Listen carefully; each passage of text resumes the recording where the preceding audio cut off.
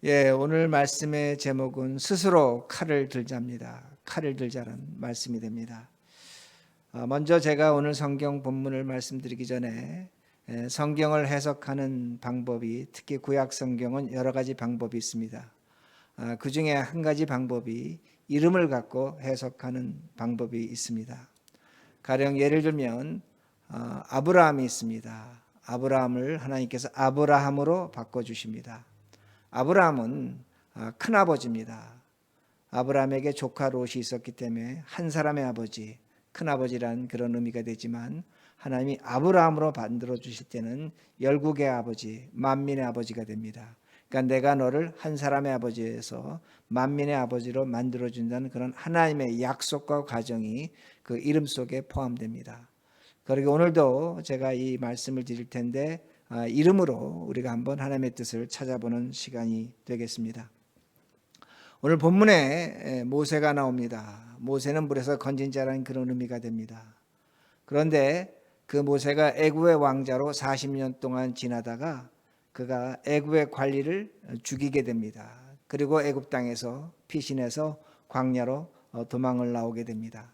근데 그렇게 도망을 나오던 중에 그가 이드로에 7달이 있었는데 7달들이 양을 치고 있었습니다. 목자 노릇을 하고 있었습니다.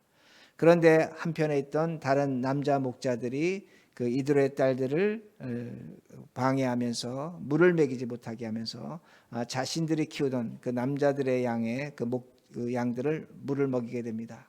이것을 보고 있던 모세가 그 다른 목자들을 물리치고 이드로 딸들에게 그 양의 물을 먹이게 합니다. 이것으로 모세와 이드로가 만나게 됩니다. 그리고 이드로가 모세가 방황하고 집이 없는 것을 알고 우리와 함께 지내자, 그렇게 말을 하게 됩니다. 그러기에 출애굽기 2장 21절에 이런 말씀이 있습니다. 2장 21절입니다. 모세가 그와 동거하기를 기뻐하며 그가 그의 딸 십보라를 모세에게 주었더니, 자, 이 말씀은 어떤 의미가 되냐면 모세는 이드로라는 사람과 함께 동거하기를 기뻐했습니다. 그러나 저 말씀이 주는 또 한 가지 의미는 뭐냐면 그 이드로가 자신의 딸을 십보라를 모세 아내로 주었는데 모세는 그 아내 십보라와 동거하기, 결혼하는 것을 기뻐하지 않았다는 의미가 됩니다. 그렇게 주었다는 그 단어는 나탄이라는 단어인데 의미 없이 준 겁니다. 무조건 준 겁니다. 즉 모세에게도 그렇고 십보라에도 그렇고 의미 없이 결혼 생활을 한다는 그런 의미를 함축적으로 나타내고 있습니다. 그들에게 사랑이 없는 증거, 부부로서 사랑이 없는 증거가 한 가지 나타나는데 이름을 졌습니다. 첫째 아들 이름을 졌는데 게르소롬이라고 졌는데 게르소롬은 나그네입니다. 이방인입니다. 여러분 한번 생각해 보셔야 되는데 모세가 지금 40년 동안 애굽에서 왕자 노릇하다가 지금 광야에서 가정을 얻었습니다. 자식을 얻었습니다. 그렇다면 더 이상 나그네가 되지 말아야 됩니다. 그런데 지금 모세는 나는 나그네라는 겁니다. 이방인이라는 겁니다. 그럼 왜 그렇게 생각하는가? 마음을 붙이지 못하는 겁니다. 그럼 왜 마음을 붙이지 못했는가? 여러 가지 해석을 할 수 있겠지만 그저 제가 주어진 말씀에서 해석한다면 아내 십보라입니다. 십보라입니다. 십보라는 그 말의 의미는 히브리어로 찌보라입니다. 찌보라라는 건 참새입니다. 시끄럽게 우는 새입니다. 끊임없이 우는 새입니다. 여러분 새가 우는 게 듣기는 좋지만 한 번, 두 번이지 아주 시끄럽게 울면 그거 못 참습니다. 그러니까 지금 십보라는 어떤 여자냐면 남편에게 모세에게 끊임없이 잔소리하는 사람입니다. 구박하는 사람입니다. 이걸 성경이 우리에게 암시하고 있다는 겁니다. 그러기에 아들을 낳았지만 그 아들의 이름을 게르소롬이라고 짓는 겁니다. 여러분 우리가 그렇게 생각할 수 있는 것은 뭐냐면 모세가 여러분 애굽에서 뭐였습니까? 왕자였습니다. 제가 한번 말씀드렸지만 당시에 글을 안다는 것은 수학을 할 줄 아는 것이고 좀 더 고급한 직업을 가질 수가 있었습니다. 근데 모세는 목동을 했습니다. 목동은 천한 직업이었습니다. 그런데 그 모세가 좀 더 나은 일을 했을 수도 있었음에도 불구하고 양을 팔거나 또 양털을 팔거나 더 좋은 일을 할 수 있었음에도 불구하고 아내가 하던 일, 십보라가 하던 일이 뭐였습니까? 양치는 일이었습니다. 자신이 하던 일을 자신의 남편이 하고 있는 겁니다. 그러니까 끊임없이 잔소리할 수밖에 없습니다. 목자라는 직업은 고대 시대도 마찬가지고 오늘날도 마찬가지지만 천박한 직업의 하나였다는 겁니다. 그런데 제가 이렇게 설명드리는 것은 어떤 의미가 되냐면 십보라가 잔소리한 건 사실입니다. 그런데 오늘날 우리에게 십보라가 있다는 겁니다. 세상이 우리에게 잔소리합니다. 그러게 우리는 그 세상의 잔소리를 들어야 할 이유가 있다는 겁니다. 가령 예를 든다면 우리가 지난 2년 동안 팬데믹을 겪었는데 세상은 십보라로 이렇게 우리에게 지지되면서 잔소리합니다. 2년 동안 그렇게 팬데믹을 겪었는데 하나님을 믿는 사람이거나 하나님을 믿지 않는 사람이거나 똑같이 죽었다는 겁니다. 똑같이 경제적 어려움을 당하고 있다는 겁니다. 별 차이가 없었다는 겁니다. 그러게 세상 사람들이 우리에게 질문하는 것이 뭐냐면 너희 하나님 어디 있느냐입니다. 하나님의 사랑이 어디 있냐입니다. 너희가 살아서 하나님의 사랑을 느끼지 못하는데 어떻게 하나님의 사랑을 말할 수 있느냐입니다. 예수 믿는 사람들이 뭐라고 얘기하냐면 죽으면 부활한다고 말합니다. 죽은 다음에 부활하는 것, 너가 살아서 하나님을 느끼지 못하는데 죽어서 부활한다는 것을 그렇게 믿는다는 것은 착각이라고 말하는 겁니다. 세상이 우리에게 하는 얘기입니다. 그러나 새겨들을 이야기라는 겁니다. 그러기에 우리가 어떻습니까? 세상 사람 앞에서 우리는 나그네입니다. 우리가 생각하고 우리가 믿는 대로 세상 사람과 함께 살아가는 것이 쉽지 않습니다. 더 나아가서 우리는 어떤 존재냐면 우리가 세상에 그런 이야기를 들었을 때 그것이 조롱이 될 수 있고 그것이 비난이 될 수 있고 야유가 될 수 있지만 우리는 하나님 앞에 우리 자신을 의심합니다. 어떤 의심을 하냐면 정말로 내가 죽은 다음에 부활할 것인가? 내가 살아서 하나님의 사랑을 느끼지 못하는데 죽음 후에 이런 일이 일어날까? 그러게 하나님 앞에서 우리는 믿음의 나그네라는 겁니다. 그러기에 오늘날 우리의 모습이라는 말씀이 됩니다. 그러기에 우리가 모세와 다를 바가 없다는 겁니다. 여러분 성경에 위대한 인물들이 나오지만 그들의 그 실체를 벗겨보면 우리와 똑같습니다. 단 하나의 차이도 없다는 겁니다. 그런데 하나님께서 그러한 모세를 부르십니다. 그러기에 출애굽기 3장과 4장을 보면 하나님께서 그 불타는 가시나무 떨기에서 모세를 부르십니다. 그리고 모세에게 뭐라고 말씀하시냐면 내가 너를 이스라엘 백성을 출애굽하는 지도자로 세우겠다는 겁니다. 그런데 모세가 손을 졌습니다. 나는 그러한 일을 할 수 없다는 겁니다. 그러자 하나님께서 그래 모세야 너가 할 수 없다고 얘기하는데 네 손에 있는 것이 뭐냐? 지팡이입니다. 던져보라는 겁니다. 지팡이를 던졌습니다. 뱀이 됐습니다. 하나님께서 모세에게 그 뱀의 꼬랑지를 만져라. 집었더니 다시 지팡이가 됐다는 겁니다. 그 하나님께서 말씀하십니다. 네 손을 네 가슴 속에 넣었다 빼라. 빼어보니까 손이 문득병 환자가 됐습니다. 다시 한번 그 손을 넣었다 빼라는 겁니다. 넣었다 뺐더니 손이 깨끗하게 났습니다. 하나님께서 지금 모세에게 말씀하시는 것이 뭐냐면 내가 너에게 기적을 베풀어 주겠다는 겁니다. 능력을 베풀어 주겠다는 겁니다. 너가 갖고 있는 지팡이가 하나님의 지팡이가 되고 너가 갖고 있는 손이 기적의 손이라는 겁니다. 능력의 손이라는 겁니다. 그러니까 이스라엘 백성을 출애굽시키라고 그렇게 명령하십니다. 모세가 다시 한번 이렇게 말합니다. 하나님 나는 말을 할 줄 모릅니다. 나는 말더듬입니다. 그러자 하나님께서 그래 너 형 아론이 있지 않느냐. 그 아론에게 내가 너 대신 말하게 주겠다. 그리고 아주 중요한 말씀하십니다. 내가 할 말을 아론의 입과 너의 입에 넣어주겠다는 겁니다. 여러분 생각해 보시기 바랍니다. 하나님께서 뭐라고 말씀하시면 내가 할 말을 네 입과 아론의 입에 넣어주겠다는 겁니다. 그야말로 하나님께서 100% 다 차려주신 겁니다. 하나 부족한 것이 없습니다. 기적이 있습니다. 능력이 있습니다. 또한 기적의 손도 갖고 있고 기적의 지팡이도 갖고 있고 하나님의 말씀도 갖고 있다는 겁니다.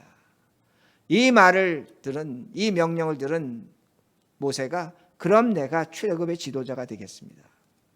그리고 장인 이드로에게 찾아가서 말합니다. 이제는 내가 고향으로 돌아가서 애굽으로 돌아가서 내 백성을 해방시키겠노라고 얘기합니다. 이드로도 찬성합니다. 그러기에 지금 모세는 하나님의 사명을 감당하겠다는 겁니다. 그야말로 부족함이 없습니다. 아마 성경에서 아마 모세처럼 모든 것을 완벽하게 하나님께서 갖추어 준 사람이 없을 것이라는 겁니다. 그러기에 20절에 이렇게 말씀이 나옵니다. 20절입니다. 말씀 보시기 바랍니다. 모세가 그의 아내와 아들들을 나귀에 태우고 애굽으로 돌아가는데 모세가 하나님의 지팡이를 손에 잡았더라. 하나님의 지팡이를 손에 잡았습니다. 그리고 모세가 애굽으로 돌아가는데 아내를 나귀에 태우고 아들들을 나귀에 태웠다고 그렇게 말씀합니다. 아들들입니다. 아들이 몇 명 됐습니까? 2명 됐습니다.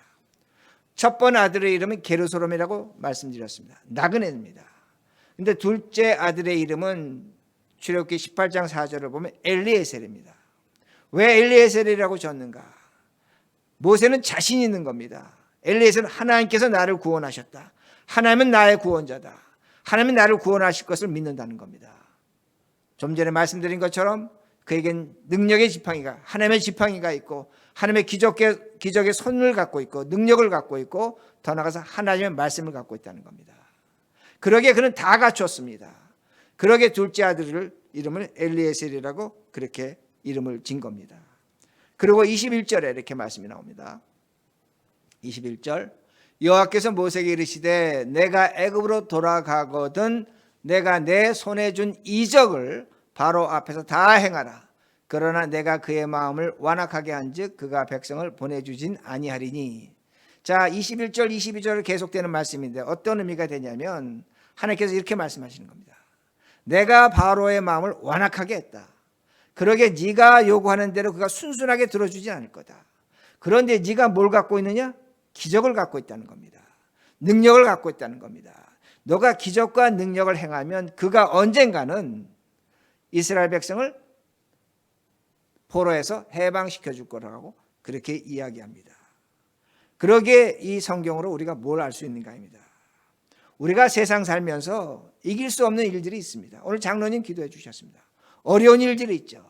그러나 하나님께서 우리에게 기적을 주시고 말씀을 주시고 그야말로 능력을 주신다면 우리는 모든 걸 이길 수 있습니다. 무엇이 겁이 나겠습니까? 하나님이 함께 하시는데, 하나님의 힘이 있는데, 하나님도 약속하지 않습니까? 모세에게 너 바로가 말은 듣지 않을 거다 처음에. 그러나 넌 반드시 이긴다. 무엇 때문에? 내 손에 있는 기적 때문이라는 겁니다. 내가 너에게 담아준 하나님의 말씀 때문이라는 겁니다. 오늘도 마찬가지입니다.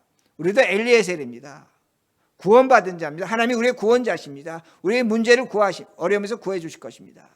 그가 우리에게 기적도 베풀어 주고 능력도 베풀어 주시고 하나님께서 그야말로 모든 걸 갖추어 주신다면 우리는 아무런 문제가 없습니다. 하나님이 이렇게 갖추어 주시는데 우리가 무슨 문제가 있겠는가입니다. 그런데 오늘 성경은 우리에게 한 가지를 보여주고 있다는 겁니다. 가장 중요한 걸 행동하지 않으면 하나님이 갖추어 준 이 모든 것이 헛되다는 겁니다. 다시 말씀드립니다. 우리가 해야 될 일이 있는데 가장 중요한 일이 있는데 그것을 우리가 행하지 않는다면 하나님께서 기적을 주시든 능력을 주시든 말씀을 주시든 이 모든 것이 헛되다는 겁니다. 이걸 성경이 가르쳐 줍니다. 그러기에 24절 보시기 바랍니다. 그것이 나옵니다. 24절 모세가 길을 가다가 숙소에 있을 때에 여호와께서 그를 만나서 그를 죽이려 하신지라. 여러분 얼마나 황당합니까? 우린 이런 하나님 이해하지 못합니다. 정말로 수수께끼입니다. 모든 걸 갖춰주셨는데 모세가 원하는데 다 해주셨고 하나님도 다 해주셨는데 그 모세를 죽이려고 하신다는 겁니다. 죽이려고 하십니다. 무슨 이유인가? 그 이유가 이렇게 나옵니다. 하나님이 모세를 죽이려고 하자 십보라가 이렇게 행동을 합니다. 25절과 26절입니다. 십보라가 돌칼을 가져다가 그의 아들의 포피를 베어 그의 발에 갖다 대며 이르되 당신은 참으로 내게 피 남편이로다 하니 여호와께서 그를 놓아 주시니라. 그때 십보라가 피 남편이라 함은 할례 때문이었더라. 자, 모세가 죽기 일보 직전에 누구 때문에 살아났냐? 아내 십보라 때문에 살아났습니다. 근데 무엇 때문에 살아났냐? 할례 때문에 살아났다고 그렇게 말씀하고 있습니다. 모세가 지금 죽는 이유가 나오는데, 죽을 뻔한 이유가 나오는데 할례를 하지 않았다는 겁니다. 이걸 성경이 우리에게 뚜렷하게 가르쳐 줍니다. 할례하지 않았다는 겁니다. 그러게 모세가 죽을 뻔했다고 성경은 가르쳐 줍니다. 그런데 오늘 이 말씀에서 25절과 26절의 말씀을 보면 포피를 베었다고 할 때 그 포피는 단수명사입니다. 복수명사가 아닙니다. 그러면 아들이 둘이 있는데 아들 둘 중에 하나가 할례를 받지 않았다는 겁니다. 성경은 이 아들이 누구인지를 구체적으로 가르쳐 주진 않습니다. 그런데 누구인가입니다. 이걸 우리가 찾아내야 됩니다. 여러분, 이 사건은 모세가 하나님으로부터 율법을 받기 전의 사건입니다. 그러니까 율법에는 할례에 대한 내용이 있습니다. 근데 그 내용이 없을 때입니다. 모세가 시내에서 율법 받기 전입니다. 그런데 할례 문제라는 겁니다. 여러분, 모세가 있기 약 500년 전으로 거슬러 가면 아브라함이 있었습니다.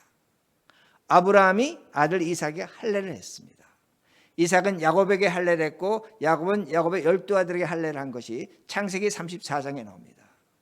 할례를 했다는 겁니다. 여러분, 모세도 할례를 받았습니다. 그러게 모세가 그 바로의 공주에서 애굽 강가에서 건져질 때에, 물에서 건져질 때 히브리 아이로다 하는 이유가 뭡니까? 그 아이의 할례를 본 겁니다. 그러고 얘는 히브리 사람이라는 겁니다. 즉 성경이 우리에게 가르쳐 준 것은 뭐냐면 이스라엘 백성들은 애굽에서 400년 포로 생활하는 동안도 할례를 행했다는 겁니다. 할례를 했다는 겁니다. 그러게 모세도 할례를 한 겁니다. 그렇다면 우리가 알 수 있는 것이 뭐냐면 첫째 아들 게르솜은 태어난 지 8일 만에 모세 아버지에 의해서 할례를 받았다는 겁니다. 근데 누가 할례를 받지 못했냐? 둘째 아들 엘리에셀이 할례를 받지 않았다는 겁니다. 그럼 왜 모세는 그 아들에게 할례를 하지 못했는가입니다. 유대인이라면 목숨을 걸고 해야 될 게 할례인데 그걸 하지 않았다는 겁니다. 그걸 우리가 찾아볼 수 있는 것이 여호수아서 5장을 보면 유추할 수 있습니다. 그리고 유대인들은 여호수아 5장을 근거로 또 그렇게 할례를 하기도 합니다. 여호수아 5장을 보면 출애굽할 때 광야 40년 동안 방황할 때 태어난 백성들이 있었습니다. 광야 40년 동안 태어난 백성들은 광야에서 할례를 받지 않았습니다. 할례를 하지 않았습니다. 여러분, 지금 성경이 보여주면 할례할 때 무슨 칼을 씁니까? 돌칼을 씁니다. 이건 무지막지한 겁니다. 그러다 보니까 광야에서 할례할 때 그 안전의 위험이 있었습니다. 위생의 위험이 있었습니다. 그러게 40년 동안 여행 중에 방황 중에 할례를 하지 않았습니다. 그리고 그들이 이제 가나안 들어가기 직전에 40년 동안 할례하지 못한 그 백성들이 한꺼번에 할례를 했습니다. 그걸 길갈이라고 합니다. 길갈이라는 것은 무엇이냐면 굴러갔다는 겁니다. 굴러가답니다. 즉 성경을 보면 여호수아 5장에 뭐라고 말씀하냐면 우리의 수치와 우리의 죄악과 우리의 불명예와 우리의 악된 것이 할례로 인해서 굴러갔다는 것이에요. 이게 길갈의 의미가 된다는 겁니다. 그러기에 할례는 뭐냐면 죄악이, 조롱이, 악한 것이, 못난 것이 굴러가 버린 그런 의미가 됩니다. 그러기에 우리가 알 수 있는 것이 뭐냐면 이건 추측인데 그러나 틀리진 않을 겁니다. 모세가 엘리에셀에게 할례를 하지 못한 것은 아마 그 여행길 떠날 때에 시포라가 둘째 아들을 낳은 겁니다. 엘리에셀을 낳은 겁니다. 그리고 그때 이름을 지은 겁니다. 모세는 기뻐서 하나님께서 나를 구원하셨다, 우리를 구원하셨다 그렇게 지었습니다. 그렇다면 여행 중에는 할례하지 않는 겁니다. 그러게 오늘 성경이 보여주죠. 어디서 하나님께서 죽이려고 하십니까? 숙소에서, 잠자는 곳에서. 즉 유대인들은 할례를 8일이 지나더라도, 여행 중에 8일이 지나도 안전한 곳에서, 위생이 있는 곳에서 할례를 해야 된다는 겁니다. 모세가 뭘 잊어버렸냐? 할례를 잊어버렸다는 겁니다. 즉 다시 제가 이걸 푼다면 엘리에셀 하나님의 구원은 갖고 있었습니다. 그러나 자신의 죄악을 제거하는 할례를 모세는 잊어버리고 있었다는 것을 성경이 가르쳐 줍니다. 그럴 때 하나님이 진노하시는 겁니다. 그럴 때 하나님께서 모세를 죽이려고 하시는 것을 성경이 우리에게 보여줍니다. 그리고 굉장히 역설적입니다. 뭐가 역설이냐면 엘리에셀입니다. 하나님 나를 구원하셨다는 겁니다. 그러나 하나님이 나를 구원하셨기 때문에 뭘 하지 않을 때, 할례를 하지 않을 때 오히려 죽을 수 있다는 겁니다. 이건 우리에게 그대로 적용됩니다. 여러분, 우리는 예수 그리스도로 구원받았습니다. 구원받았고 그 구원을 우리가 자랑하고 마음속에 품고 살아가지만 우리에게 칼을 들이지 않고 할례하지 않을 때 하나님은 우리에게 진노하신다는 겁니다. 이걸 성경이 우리에게 가르쳐주고 있다는 겁니다. 그러기에 우리가 하나님의 기적과 능력을 체험하고 있다고 할지라도 할례하지 않으면 하나님 진노하십니다. 하나님이 사랑의 하나님이고 구원의 하나님이고 자비의 하나님이라고 할지라도 우리가 우리 스스로에게 할례를 하지 않는다면 하나님은 오늘 우리에게 진노하신다는 말씀이 됩니다. 할례로 우리의 조롱과 수치를 잘라버려야 된다는 말씀이 됩니다. 그런데 문제가 생깁니다. 어떤 문제가 생기냐면 우리가 하나님의 말씀에 따라서 할례하지 않으면 우리는 세상의 십보라, 세상의 잔소리를 듣는다는 겁니다. 오늘 성경이 이걸 보여주는 겁니다. 지금 십보라가 칼을 들고 할례했습니다. 무엇 때문에 할례를 했는가?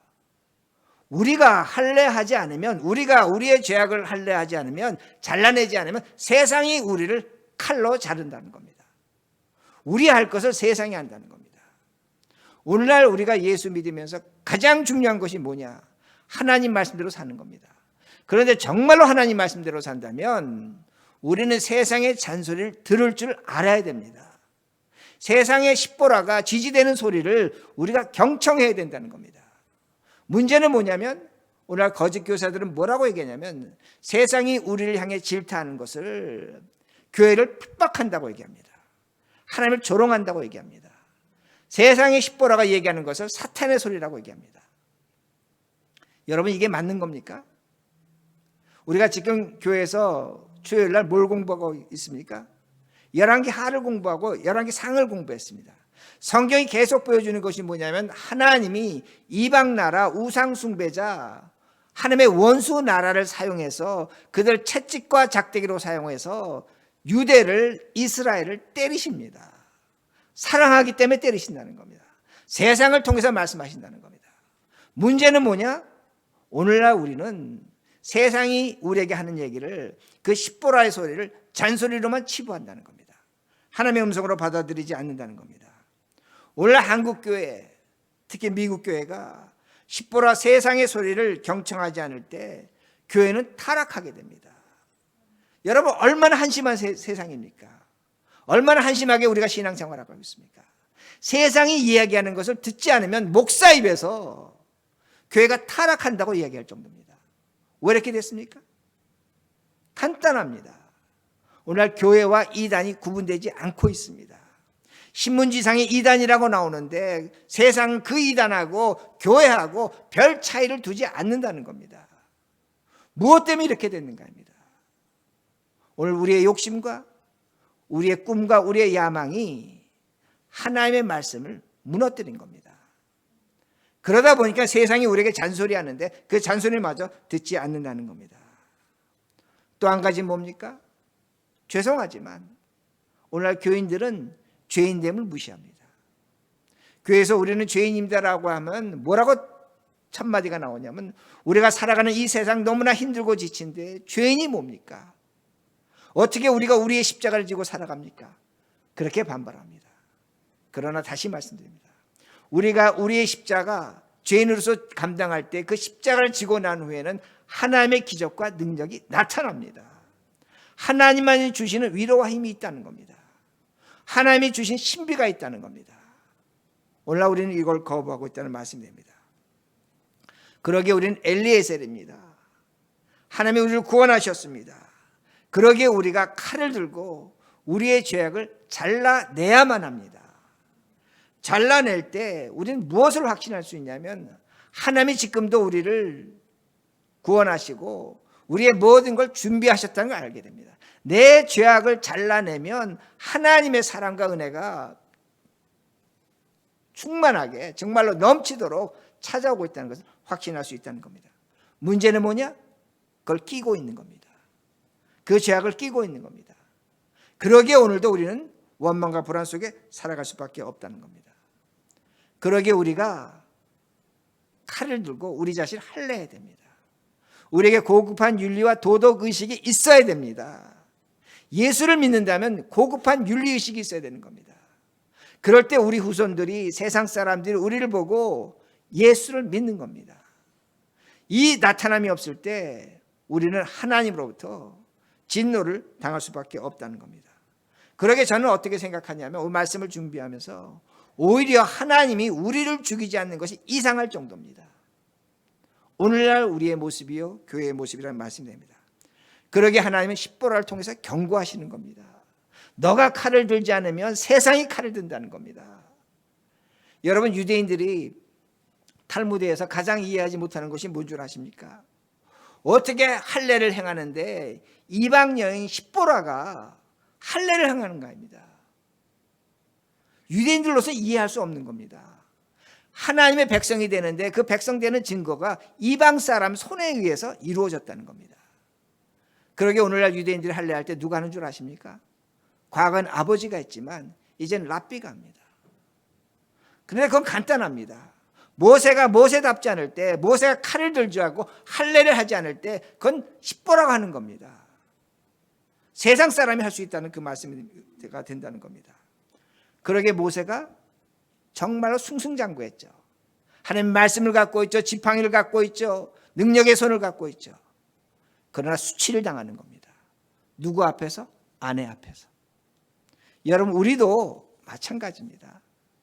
우리도 하나님의 모든 걸 갖고 있지만 우리가 우리 스스로에게 할례를 하지 않으면 우리는 우리 자녀로부터, 세상 사람으로부터, 주변 사람으로부터 수치를 당합니다. 그들이 칼을 들고 할례를 할지도 모른다는 말씀이 됩니다.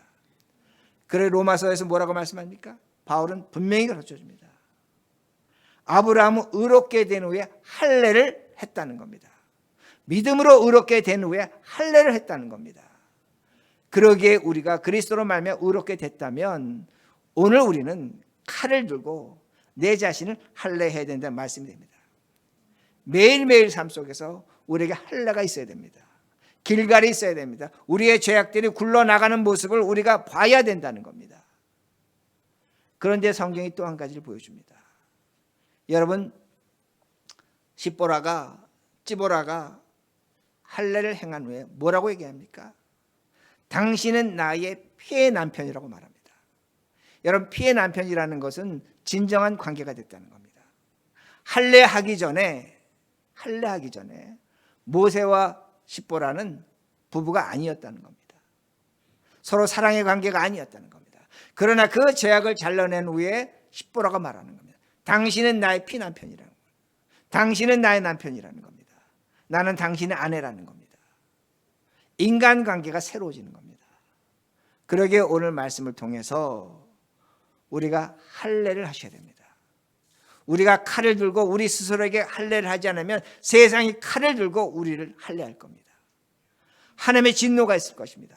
그러나 오늘 우리가 우리 스스로 칼을 들고 우리 자신에게 할례할 때에 우리는 경험하게 됩니다.